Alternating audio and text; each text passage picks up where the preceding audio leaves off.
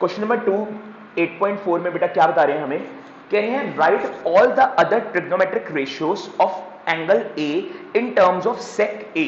तो कह रहे हैं सेक ए के अलावा बेटा जितने भी और ट्रिग्नोमेट्रिक आपके रेशियोज हैं उनकी वैल्यूज आपको निकालनी है, यानी कि आपको साइन ए की भी निकालनी है, कॉस ए की भी निकालनी है, टैन ए की भी निकालनी है, कोसेक ए की भी निकालनी है और कॉट ए की भी निकालनी है। और इन सब का आंसर जो आना चाहिए बेटा सेक ए के टर्म्स में आना चाहिए, मतलब इन सब के आंसर में आपको कहीं ना कहीं सेक ए जरूर आना चाहिए।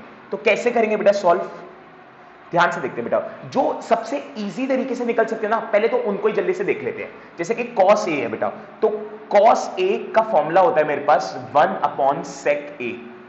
कॉस ए का फॉर्मूला होता है बेटा 1 अपॉन सेक ए। तो देखो ये तो सीधे सीधे निकल गया, सेक के टर्म्स में सीधा सीधा आंसर निकल गया। कॉस का आंसर सेक के टर्म्स में डायरेक्टली हमारा निकल गया, इसमें तो कोई टेंशन ही नहीं है। ये तो एक निकल गया मेरा। अब दूसरा कॉस हो गया। टैन में बेटा देखो सीधा निकल जाएगा, टैन के लिए ना मेरे पास फॉर्मूला है। जैसे टैन का फॉर्मूला क्या है बेटा, tan square A equals to sec square A minus 1। हमारे पास बेटा फॉर्मूला है tan square A equals to sec square A minus 1। अब देखो बेटा मेरे पास टैन ए के फॉर्म में आंसर चाहिए, मेरे पास अभी टैन स्क्वायर है, तो ये स्क्वायर है तो उसको बेटा उधर अंडर रूट में ले जाओ।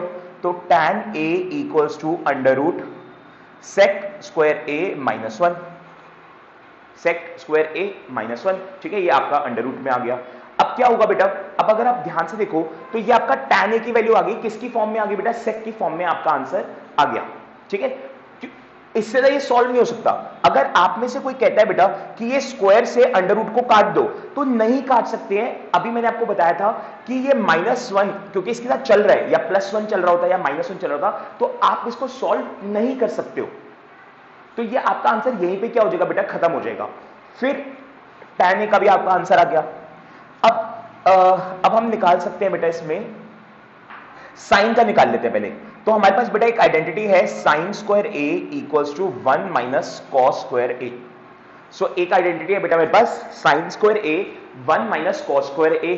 सो sine square A equals to 1 minus cos square A बेटा, तो कॉस कितना है मेरे पास 1 बाय सेक, तो कॉस स्क्वायर ए कितना हो जाएगा 1 बाय सेक स्क्वायर ए।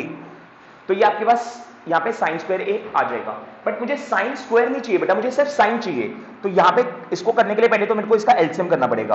तो sine square A equal to LCM करेंगे बेटा, तो इसके लिए कुछ नहीं है, इसका मतलब 1 और सेक स्क्वायर ए का एलसीएम आ जाएगा सेक स्क्वायर ए।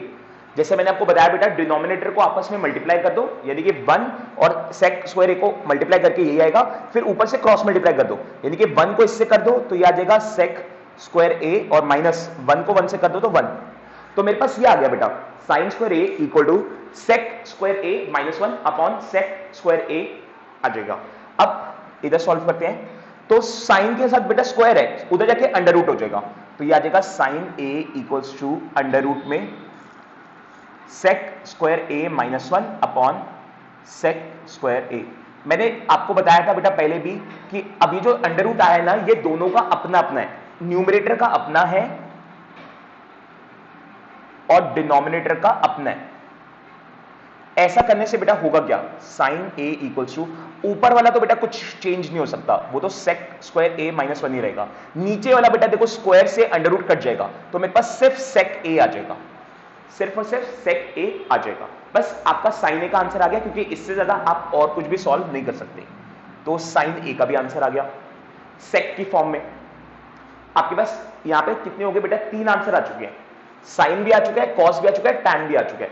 अब मुझे चाहिए कोसेक और कॉट, तो अब और कैसे करेंगे बेटा। कोसेक क्या होता है बेटा, कोसेक होता है 1 अपॉन साइन, कोसेक होता है बेटा 1 अपॉन साइन। तो इसका मतलब जो भी साइन का आपका आंसर आया उसका रेसिप्रोकल कर दो, जो भी साइन का आंसर आया उसका रेसिप्रोकल कर दो, आंसर आ जाएगा। तो साइन का रेसिप्रोकल करेंगे तो सेक आ जाएगा ऊपर और अंडर रूट में आ जाएगा बेटा नीचे सेक स्क्वायर ए माइनस 1। बस खत्म, कोसेक का भी आंसर आ गया सेक की फॉर्म में, कोसेक का भी आंसर आ गया बेटा। अब क्या बचता है मेरे पास, कॉट, कोसेक भी हो गया, अब बचता है कॉट। तो कॉट कैसे निकलता है, कॉट निकलता है बेटा मेरे पास 1 अपॉन टैन ए से, 1 अपॉन tan a से निकलता है कॉट का आंसर। अब tan a कितना है बेटा, ये रहा, तो इसका रेसिप्रोकल कर दो, ये न्यूमरेटर में है, न्यूमरेटर में है तो ये डिनोमिनेटर में चला जाएगा, और नीचे कुछ भी नहीं है, इसके नीचे कुछ नहीं है, इसका मतलब बेटा 1, तो 1 ऊपर आ जाएगा।